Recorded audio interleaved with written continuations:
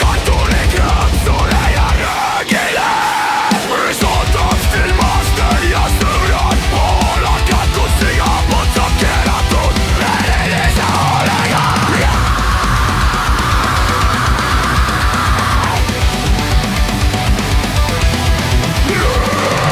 Kodus diivani tollase laia õlle on kui vesi, see väike neid veel midagi ei tee, üldse ei hakka see.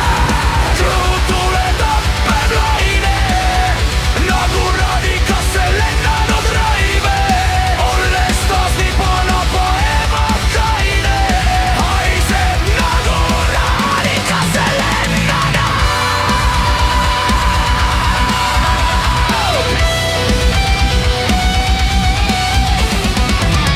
Ja kui lahjakraam teeb pea segi, siis tarkab õrgol justkui polnuvägi.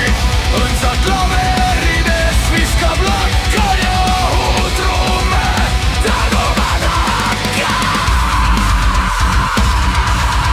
Töötada kõega, nautides õlmanit ja rüübates õlmanit, meenub üks õhtune imelik värk. kantis oli võtmine ja kuulati seal metalit.